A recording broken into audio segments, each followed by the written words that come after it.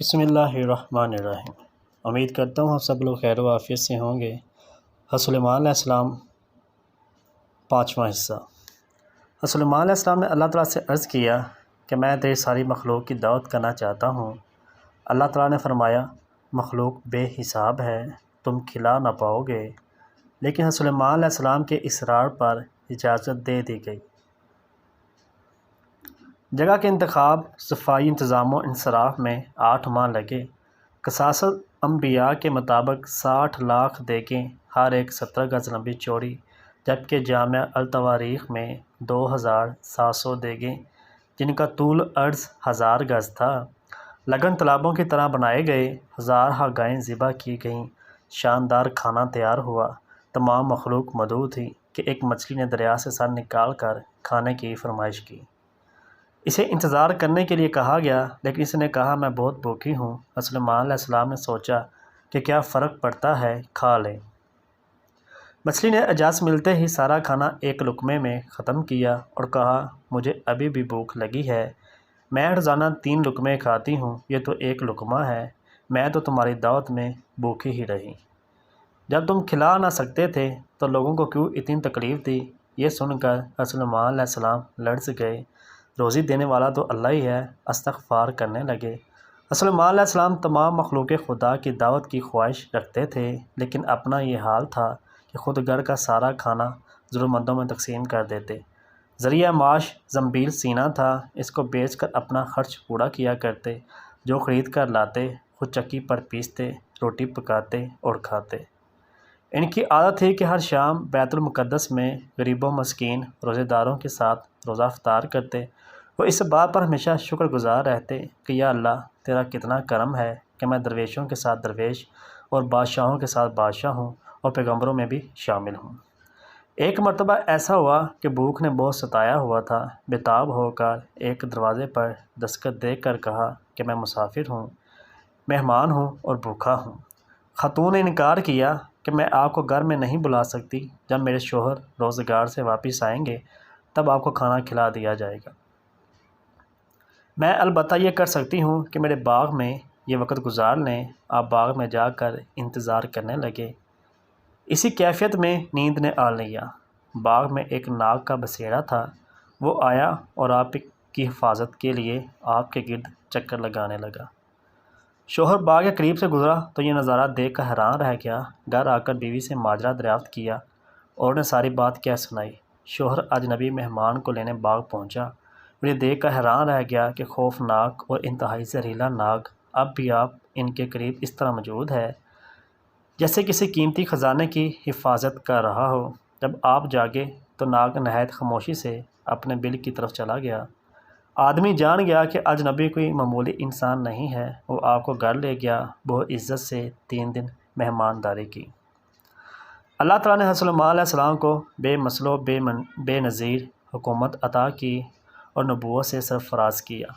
بادشاہت اور نبوت نعمت بھی ہے اور ذمہ داری بھی۔ حضرت سلیمان علیہ السلام نے اللہ کی مدد و اعانت سے بخوبی نبھائی۔ ایک مرتبہ آپ کا دربار لگا ہوا تھا، سبھی جن و بشر ہوش و طیور حاضر تھے کہ آپ کو کسی کی کمی کا احساس ہوا۔ آپ علیہ السلام نے فرمایا، ترجمہ یہ ہے، یہ کیا بات ہے کہ میں ہدہد کو نہیں دیکھتا؟ کیا واقعی وہ غیر حاضر ہے؟ یقیناً میں اسے ایسی سخت سزا دوں گا یا اسے ذبح کر ڈالوں گا یا میرے سامنے کوئی صریح دلیل بیان کرے۔ حیرت انگیز امر یہ ہے کہ جانوروں، پرندوں، جنوں اور انسانوں کا ایک مہیب لشکر، اس میں ایک چھوٹے سے پرندے ہدہد کے نہ ہونے سے بھی آپ آگاہ ہیں۔ پھر یہ کہ شاہانہ انداز میں یہ کہنا کہ اگر وہ واقعی موجود نہیں ہے تو میں اسے سزا دوں گا۔ پھر ان سزاؤں کا ذکر جو وہ اسے دے سکتے تھے، یہ بیان اس لیے بھی کہ دوسروں کے لیے باعث عبرت ہو۔ اور پھر شاہانہ انداز کے ساتھ ساتھ ایک نبی کا مطمع نظر بھی کہ اگر اپنی غیر حاضری کا کوئی جواز پیش کرتا ہے تو قابل معافی ہے۔ ابھی بھی اس کی غیر حاضری کا ذکر ہو ہی رہا تھا کہ ہدہد پہنچ گیا۔ اس نے حضرت سلیمان علیہ السلام سے کہا کہ میں ایک ایسی خبر لایا ہوں جو آپ کے لیے بالکل نئی ہوگی۔ وہ خبر ملکہ سبا سے متعلق ہے۔ سبا ایک شخص کے نام پر قوم تھی اور یہ قوم کا ایک نام بھی تھا۔ یہاں سبا سے مراد ملک ہی ہے جو جزیرہ عرب کے جنوب میں ہے۔ پھر قحطانی نسل کی ایک مشہور شاخ سبا ہے۔ بعض روایتوں میں عبدالشمس نام کا شخص اپنے قبیلے کا جد امجد تھا جو سبا لقب امتیاز کرتا تھا۔ یہ شخص بہت بہادر تھا اور زبردست جنگی فتوحات کے نتیجے میں اس نے سبا حکومت کی بنیاد رکھی، اور اس کا ذکر زبور میں بھی موجود ہے۔ سبا کی حکومت کا اصل مرکز عرب کے جنوبی حصے یمن کے مشرقی علاقے میں تھا اور دارالحکومت کا نام مارب تھا۔ آہستہ آہستہ اس کا دائرہ وسیع ہو کر مغرب میں حضرموت تک وسیع ہو گیا۔ دوسری جانب افریقہ تک اس کا دائرہ اثر پھیل گیا۔ سلطنت سبا نے یمن اور اطراف یمن میں مضبوط قلعے بنا لیے۔ سبا کی مختلف شاخیں تھیں جو بعد ازاں یمن کو مرکز بنا کر ایک عظیم الشان سلطنت کی صورت میں سامنے آئیں۔ سبا کے حکمران ملوک سبا کے لقب سے مشہور ہیں۔ ملوک سبا کا آخری دور 55 کاف میم میں ہے۔ سلیمان علیہ السلام نے اپنی نسل کے لیے دعا کی کہ سبا کا سونا اسے دیا جائے۔ یہ دعا قبول ہوئی۔ ملکہ سبا نے 950 قبل مسیح حاضر دربار ہو کر سونا چاندی نظر کیا، بلکہ مسلمان ہو کر اپنی حکومت سے بھی سلیمان علیہ السلام کے سپرد کر دی۔ ہدہد نے سچی خبر کی اطلاع یوں دی کہ ملکہ سبا کی حکمران ایک عورت ہے جس کا نام بلقیس بنت شرجیل ہے۔ ہدہد کے لیے امر باعث حیرت تھا کہ عورت ایک عظیم الشان سلطنت کی حکمران ہے۔ ہدہد بڑے ڈرامائی انداز میں روداد بیان کرتا ہے۔ اس کی ایک وجہ یہ بھی ہو سکتی ہے کہ سب کا دھیان اس قصے کی طرف چلا جائے اور اس کی غیر حاضری کا سوال پس پشت جا پڑے، اور اس کی گفتگو کا انداز ایسا تھا کہ بادشاہ بھی دیگر اہل دربار کے ساتھ ساتھ اس کی بات سننے پر مجبور ہو جاتا ہے۔ ہدہد بتاتا ہے کہ وہ ایک نہایت ذہین خوبصورت عورت ہے۔ اس کا باپ شرجیل بن مالک یمن کا بادشاہ تھا۔ ابن جریج کے مطابق باپ کا نام ذی شرح اور ماں کا نام بلتا تھا۔ حضرت قطادہ رضی اللہ عنہ کہتے ہیں کہ اس کی ماں جنیہ عورت تھی۔ اس کے قدم کا پچھلا حصہ چوپائے کے کھر جیسا تھا۔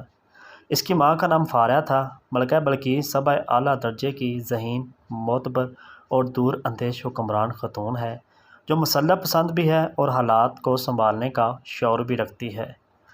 قرآن حکیم میں ملکہ سبا کا نام موجود نہیں ہے۔ یہ بھی واضح نہیں ہے کہ وہ سلطنت سبا یمن، حبشہ یا شمالی عرب کے کس حصے سے آئی۔ بلقیس اسرائیلی داستانوں میں رقم ہے۔ وہ ایک عظیم الشان محل میں رہتی ہے۔ اس کا تخت بہت بڑی عظمت والا ہے، سونے سے منڈا ہوا ہے، مروارید جواہرات سے سجا ہوا، طول 80 ہاتھ، عرض 20 ہاتھ اور اونچائی 30 ہاتھ۔ سرخ و سبز یاقوت و زمرد جڑے ہوئے ہیں جو اس کی عظمت، عیش و ثروت اور صنعت و فن کی ترقی کا عمدہ نمونہ ہے۔ ہدہد نے تخت کے بیان میں کسی قدر مبالغہ سے کام لیا ہے کیونکہ ملکہ بلقیس سبا کے محل کے کھنڈرات بتاتے ہیں کہ وہاں اتنے بڑے تخت کی گنجائش نہ تھی۔ اس کے مشیر وزیروں کی تعداد 312 ہے جن کے تابع 12,000 سردار قوم ہیں، اور ہر سردار کے تابع 1,00,000 سوار پیادہ ہمہ وقت تیار رہتے ہیں۔ ملکہ اور اس کی قوم بے دین ہے اور آفتاب پرست ہے، چنانچہ میں نے اسے اور اس کی قوم کو اللہ تعالیٰ کو چھوڑ کر سورج کو سجدہ کرتے ہوئے پایا۔ شیطان نے انہیں بھلائی کی راہ سے روک رکھا ہے، یعنی وہ یہ نہیں سمجھ پا رہے کہ سجدہ صرف اللہ تعالیٰ کو جائز ہے، اس لیے وہ راہ ہدایت پر نہیں آتے کہ اس اللہ کو سجدہ کریں جو زمین و آسمان کی پوشیدہ چیزوں کو باہر نکالتا ہے، آسمان سے بارش برساتا ہے اور زمین سے چھپے ہوئے خزانے نباتات و معدنیات کی صورت میں ظاہر کرتا ہے، اور جو کچھ چھپایا جاتا ہے یا ظاہر کیا جاتا ہے وہ سبھی سے آگاہ ہے، اس کے سوا کوئی معبود و برحق نہیں، وہی عظمت والا عرش کا مالک ہے۔ سلیمان علیہ السلام اپنی رعایا کے بظاہر ایک معمولی فرد ہدہد کے منہ سے اللہ کی وحدانیت کے بارے میں سن کر حیرت زدہ رہ گئے۔ ہدہد نے توحید کے متعلق واز کیا اور شرک کو رد کیا، اللہ کی عظمت بیان کی۔ سلیمان علیہ السلام جان گئے کہ یہ ہدہد دیگر صلاحیتوں کے ساتھ ساتھ ادراک و فہم اور ایمان یقین کی قوت بھی رکھتا ہے۔ ہدہد خیر کی طرف بلانے والا، غیر اللہ کو سجدے سے روکنے والا، اس لیے اس کے قتل کی ممانعت کی گئی ہے۔ حدیث میں آیا ہے کہ چونٹی، شہد کی مکھی، ہدہد اور سرو یعنی لٹورا کو مارنے سے منع فرمایا ہے۔ سلیمان ہدہد کے ملکہ بلقیس سبا اور اس کی قوم کے متعلق بیان سن کر کہنے لگے کہ اب مجھے یہ معلوم کرنا ہوگا کہ تو سچ کہہ رہا ہے یا جھوٹ بول رہا ہے۔ میرے اس خط کو لے جا کر ملکہ بلقیس کو دے دے اور پھر ان کے پاس سے ہٹ کر دیکھ کہ وہ کیا جواب دیتے ہیں۔ ہدہد اس خط کو اپنی چونچ میں دبا کر اڑا اور ملکہ بلقیس سبا کے محل میں پہنچ گیا۔ ملکہ اس وقت خلوت خانہ میں تھی۔ ہدہد نے نہایت خاموشی اور احتیاط کے ساتھ خط اس کے سامنے اس طرح ڈالا کہ وہ جان نہ پائے کہ خط کہاں سے آیا ہے، کون لایا ہے۔ اپنی گود میں پڑے خط کو دیکھ کر وہ متعجب بھی ہوئی اور خوف زدہ بھی، لیکن اتنا اندازہ اسے ضرور ہو گیا کہ یہ کوئی عام خط نہیں ہے، خط معزز و مکرم ہے، کیونکہ اس پر مہر بھی لگی ہوئی ہے۔ اس خط میں خط لکھنے کے تمام اصول برتے گئے ہیں۔ خط لکھنے کے لیے پہلی شرط یہ ہوتی ہے کہ خط کا آغاز ہی اس طرح ہو کہ خط لکھنے والے کا نام، پتہ مکتوب عالیہ کے علم میں آ جائے کہ اسے کسی نے خط لکھا ہے۔ پھر اہم بات یہ ہے کہ خط کا آغاز اللہ تعالیٰ کے پاک اور بابرکت نام سے کیا گیا۔ کہا جاتا ہے کہ رسول اللہ علیہ السلام سے پہلے کسی نے خط میں بسم اللہ الرحمن الرحیم نہیں لکھی۔ ابو ہریرہ رضی اللہ تعالیٰ عنہ فرماتے ہیں کہ ایک مرتبہ آپ صلی اللہ علیہ وآلہ وسلم کی ہمراہ جا رہا تھا۔ آپ صلی اللہ علیہ وسلم نے فرمایا، میں ایک ایسی آیت جانتا ہوں جو مجھ سے پہلے سلیمان علیہ السلام، داؤد علیہ السلام کے بعد کسی نبی پر نہیں اتری۔ میں نے استفسار کیا وہ کون سی آیت ہے؟ آپ نے فرمایا بسم اللہ الرحمن الرحیم۔ خط مختصر لیکن بلغی انداز میں تحریر کیا گیا تھا۔ خط سے شاہانہ انداز ہی نہیں، پیغمبرانہ شان بھی ظاہر ہوتی تھی۔ بسم اللہ الرحمن الرحیم سے ابتدا اس امر کی طرف اشارہ تھا کہ سرکشی چھوڑ کر ایک اللہ کی بات کرو۔ یہ کسی بادشاہ کا ہی نہیں بلکہ پیغمبر کا دعوت نامہ ہے کہ ایک اللہ کی بات کرو۔ ملکہ عقل مند تھی، معاملات کو کس طرح طے کیے جائے بخوبی جانتی تھی، وہ بااختیار بھی تھی، اس کا فیصلہ اس کے اہل دربار کے لیے رد کرنا ممکن نہ تھا۔ پھر بھی اس نے مصالحتاً اپنا فیصلہ سنانے کی بجائے اہل دربار سے مشورہ ضروری جانا۔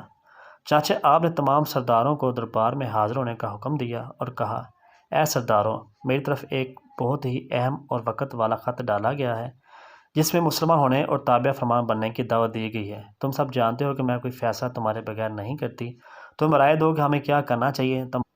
تمام اہل دربار نے جواب دیا، ہمارے پاس طاقت و قوت کی کمی نہیں، اسلحہ اور سامان حرب بھی وافر مقدار میں موجود ہے، ہم بہادر و شجاع بھی ہیں، میدان جنگ میں نہایت جرأت پامردی کے ساتھ لڑتے ہیں، اس لیے ہمیں خوف زدہ ہونے یا جھکنے کی ضرورت نہیں، ہماری طاقت مسلم ہے، ہم ہر قسم کے مقابلے کے لیے تیار ہیں، اب جو آپ کا حکم ہو ہم آپ کے فرمان بردار ہیں۔ ملکہ بلقیس سبا خط سے اندازہ کر چکی تھی کہ رسول اللہ علیہ السلام کے سامنے اس کے لشکر کی کوئی حیثیت نہیں، اگر جنگ کی نوبت آئی تو تباہی و بربادی کے سوا کچھ ہاتھ نہ آئے گا۔ اس نے اپنے سرداروں سے کہا، جب بیرونی حملہ اور کسی بستی پر حملہ کرتے ہیں تو اسے اجاڑ کر رکھ دیتے ہیں، وہاں کے باعزت لوگوں کو ذلیل کرتے ہیں، اپنا رعب و دبدبہ اور شان و شوکت قائم کرنے کے لیے ہر تدبیر کی جاتی ہے، قتل و غارت گیری کی انتہا کر دی جاتی ہے، کھیتیاں جلا دی جاتی ہیں، گھر ویران کر دیے جاتے ہیں، رعایا کو مفلوج کر دیا جاتا ہے، سپاہیوں کو قیدی بنا لیا جاتا ہے، کیوں نہ کوشش کی جائے کہ اس عمل سے بچا جائے۔ اس کا نیکسٹ پارٹ میری آنے والی ویڈیو میں ملاحظہ فرمائیں۔ اگر آپ کو میری ویڈیو پسند آئے تو پلیز میرے چینل کو لائک اور سبسکرائب ضرور کریں۔